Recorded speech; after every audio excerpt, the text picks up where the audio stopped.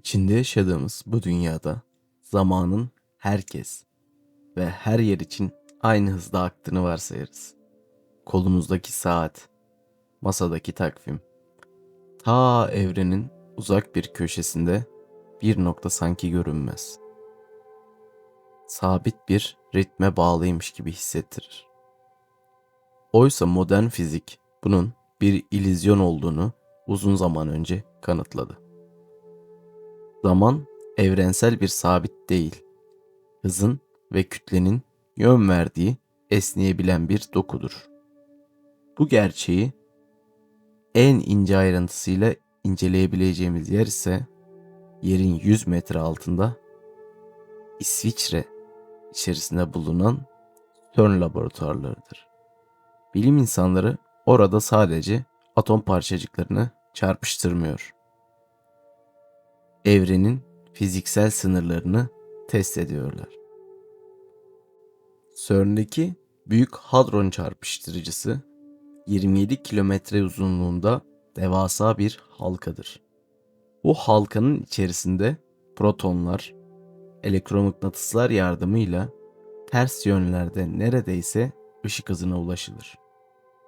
Tam olarak söylemek gerekirse ışık hızının %99,99'una. İşte hikayenin kırılma noktası tam burada başlar. Einstein'ın görelilik teorisine göre bir nesne hızlandıkça onun için akan zaman dışarıdaki gözlemciye göre yavaşlamak zorundadır. Bu teorik bir tahmin değil. Tünellerde her gün ölçülen somut bir mühendislik verisidir. Işık hızına yaklaşan o küçük protonlar için zaman tünelin dışındaki dünyaya göre çok daha yavaş akar.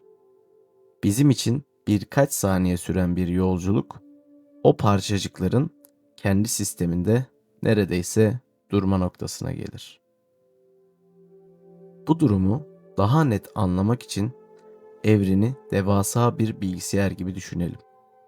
Bir bilgisayar oyununda ekrandaki grafikler veya dönen videolar, nesneler çoğaldıkça işlemci zorlanmaya başlar. Sistem çökmemek için oyunu yavaşlatır. Kuantum fiziği penceresinden baktığımızda evren de benzer bir donanım sınırına sahiptir. Işık hızı bu simülasyonun saniyede işleyebileceği maksimum veri sınırıdır. Bir parçacık bu sınıra çok yaklaştığında evrenin o işlemcisi parçacığın üzerindeki zamanı yavaşlatır. Sistem o nesnenin ışık hızını geçmesine izin vermez. Hız arttıkça zaman bükülür ve kozmik işlemci hata vermeden çalışmaya devam eder. CERN'deki deneyler bize zamanın kesintisiz bir nehir olmadığını, aslında piksellerden oluştuğunu gösteriyor.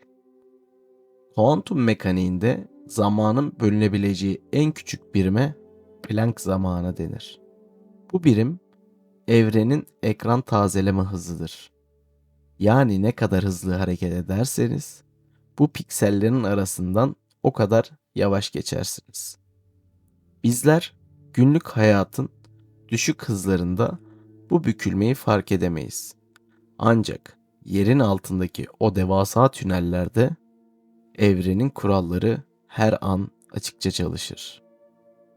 Zaman algısı sabittir. İnsan biyolojisinin düşük hızlara sıkışmış olmasından dolayı insanlar bu detayları fark edemez. CERN'deki tünellerde proton üzerinden gözlemlediğimiz bu durum sadece laboratuvar ortamına sıkışmış yapay bir fenomen değildir. Gökyüzüne, atmosferin en üst katmanlarına baktığımızda evrenin zamanı nasıl büktüğünü net bir şekilde görebiliriz. Uzaydan dünyamıza durmaksızın muon adı verilen atom parçacıklar yağar. Bu parçacıklar kozmik ışınların atmosferdeki atomlarla çarpışması sonucu oluşur. Muonların laboratuvarda ölçülen ömrü saniyenin milyonda biri kadardır. Matematiksel olarak ışık hızında hareket etseler bile atmosferin üst katmanlarından yeryüzüne ulaşamadan bozunup yok olmaları gerekir. Ancak bilim insanları yeryüzünde yaptıkları ölçümlerde bu parçacıkların sapasağlam aşağıya ulaştığını görmüşlerdir. Bunun nedeni muonların muazzam hızları zaman genişlemesine uğramaktadır. Onların perspektifinden sadece saniyenin milyonda biri kadar akarken dünyadaki sabit bir gözlemci için çok daha uzun bir süre geçer. Kendi iç saatleri yavaşladığı için bozulma süreleri ötelenir ve yeryüzüne ulaşabilirler. Evren parçacığın hız limitini korumak adına onun zaman algısını esneterek yola devam etmesini sağlar. Zamanı bükmenin tek yolu sadece ışık hızına yaklaşmak değildir.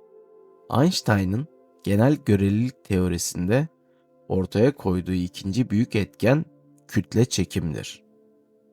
Büyük bir kütle etrafındaki uzay zaman dokusunu bir tramboline bırakılan ağır bir gülle gibi aşağıya doğru büker. Uzay ve zaman birbirine bağlı tek bir kumaş olduğu için uzayın büküldüğü yerde zaman da bükülür. Kütle çekiminin daha yoğun olduğu bölgelerde zaman, kütle çekimin zayıf olduğu yerlere göre daha yavaş akar. Bu durum günlük hayatımızda kullandığımız akıllı telefonlardaki GPS uydularında her milisaniye hesaplanmak zorundadır. Dünyanın yörüngesinde dönen uydular yeryüzündeki bizlere göre hem daha hızlı hareket ederler hem de dünyanın merkezindeki kütle çekiminden uzaktadırlar.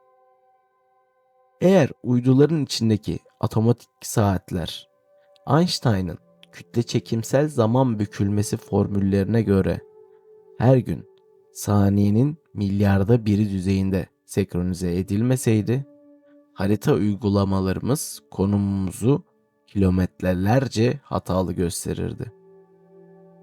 Evrenin dokusundaki bu esneme modern teknolojinin tam kalbinde çalışan bir mühendislik gerçeğidir.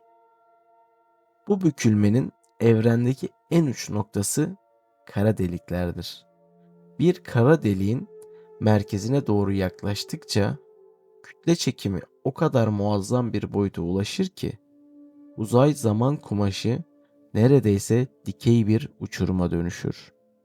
Bir gözlemcinin bir kara deliğe doğru düşüşünü dışarıdan izlediğinizi varsayalım. İçeri düşen kişi kendi saatine baktığında saniyelerin normal ritminde aktığını görecektir. Ancak dışarıdaki sizin açtığınızda kara deliğin çekim gücü arttıkça o kişinin hareketleri yavaşlamaya başlayacaktır.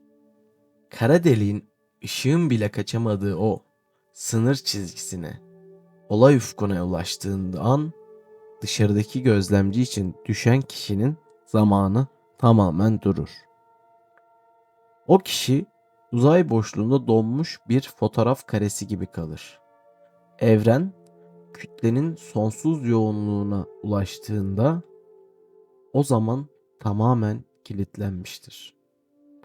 Zamanın bir nehir gibi akmadığının, sadece mekanlardaki koşullara göre şekil alan esnek bir alan olduğunun en somut kanıtı burasıdır. Tüm bu kanıtlar bizi kuantum mekaniğinin ve simülasyon argümanlarının en rasyonel sorusuna geri götürür. Evren neden sınır hızı olmak zorunda? Kütle karşısında zamanı yavaşlatmak zorunda.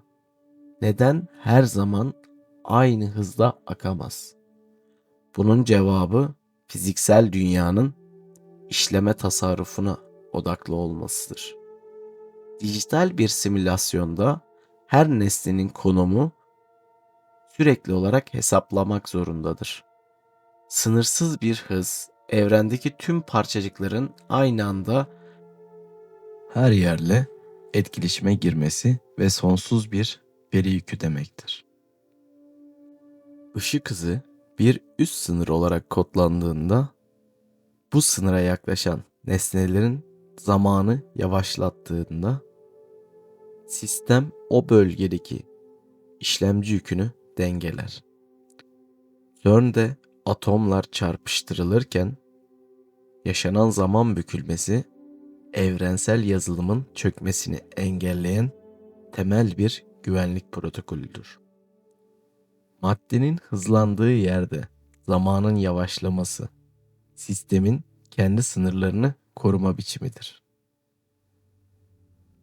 CERN'deki Büyük Hadron Çarpıştırıcısında yapılan çalışmalar bilim insanlarına zamanın sadece esnemediğini, aynı zamanda bizim algılayamadığımız başka boyutlara da sızıyor olabileceğini gösterdi. Modern fiziğin en karmaşık alanlarından biri olan sicim teorisi, evrenin sadece bildiğimiz 3 uzay ve bir zaman boyutundan ibaret olmadığını savunur. Bu teoriye göre evrenin temelinde görünmez 9 veya 11 boyut yer alır. Atom altı parçacıklar tünellerde çok yüksek enerji seviyelerine ulaştığında bu yüksek enerji onları diğer mikro boyutlarla etkileşime girmesine neden olur. Zaman bükülmesi olarak adlandırdığımız yavaşlama belki de zaman verisinin bu görünmez boyutlar arasında dağılmasından kaynaklanıyordur. Yani parçacık hızlandıkça bizim gördüğümüz düzlemde değil, evrenin saklı geometrik katmanlarında seyahat etmeye başlar. Bu durum bizim bakış açımızdan zamanın yavaşlaması veya donması olarak ölçülür. Zaman yalnızca tek bir çizgide akmayan, diğer boyutların derinliklerine doğru bükülebilen çok katmanlı bir yapıdır. Fizik dünyasında zamanı tek yönlü kılan, yani onun geçmişten geleceğe doğru akmasını sağlayan kural termodinamiğin ikinci yasası, yani entropidir. Entropi, evrendeki her şeyin düzenden düzensizliğe, organize halden kaosa doğru ilerleme eğiliminde olduğunu anlatır. Bir bardağın masaya düşüp kırılması entropinin artışıdır.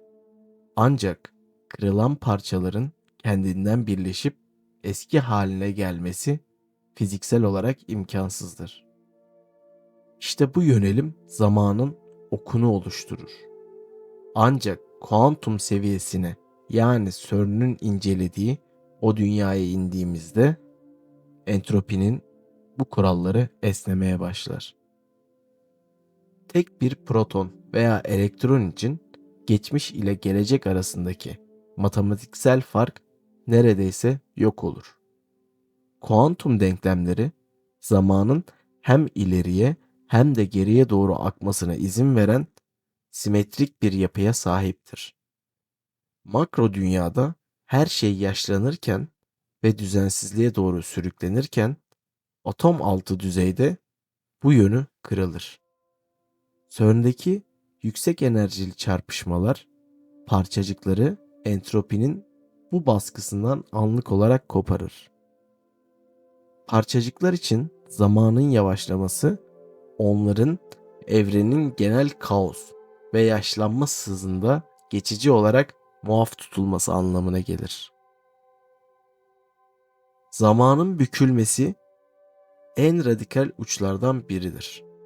Henüz laboratuvar ortamında kesin olarak kanıtlanmamış ancak matematiksel olarak varlığı mümkün olan takyum parçacıklarıdır.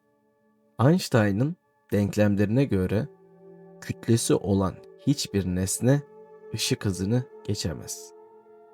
Ancak matematik her zaman ışık hızından daha hızlı hareket eden bir parçacık sınıfına izin verir. Bunlara takyon diyoruz. Eğer ışık hızına yaklaşmak zamanı yavaşlatıyorsa, matematiksel olarak ışık hızını geçmek zamanın geriye doğru akması demektir. Bir takyon yaratılmadan önce varış noktasına ulaşan, yani sonucu nedeninden önce gelen bir parçacıktır. Bu durum nedensellik ilkesini, yani evrenin mantıksal donanımını tamamen sarsar. CERN'deki bilim insanları bu tünellerde her gün nedensellik sınırını test eder. Maddenin zamandaki yerini koruyan şey ışık hızı duvarıdır. Bu duvarın yakınında zaman o kadar çok bükülür ki evren bizi geleceğin geçmişi etkilemediği bir mantık çerçevesinde tutmayı başarır. Tüm bu kuantum mekaniği ve kütle çekimsel kanıtlar insan zihninin zamanı konumlandırması biçimine göre değiştirir. Gündelik yaşamda saniyelerin ve dakikaların kölesi gibi hareket eden insan aslında evrenin çok dar bir algı aralığına sıkışmıştır. Bizler dünyadaki kütle çekim sabitine ve biyolojik hız sınırlarımıza göre yapay bir zaman kafesi inşa ederiz. Oysa yer altındaki tünellerde parçacıkların saati yavaşlarken kara deliklerin sınırında zaman tamamen donar. Evren bize zamanın mutlak olmadığını her an hatırlatır. Zaman, mekanın ve hareketin esnek bir çıktısıdır. Bu bilimsel netliği kavradığınızda günün tüm o koşturmacaları, saniyenin yarattığı o zihinsel baskı, yetişme kaygısı hepsi ayrılarak dağılır. Evrenin kendi esnek, sessiz zaman algoritmasında her şey katı bir sınır değildir. Bu gerçeğin ışığında zihnindeki tüm o doğrusal saat tıkırtılarını susturmak, karmaşayı geride bırakıp sakin ritme uyum sağlamak çok daha kolay bir hale gelir. Şimdi o saniyeleri bir kenara bırakma ve evrenin o pürüzsüz sesine teslim olma zamanı. İyi uykular arkadaşım. Gelecek güzel gelecek.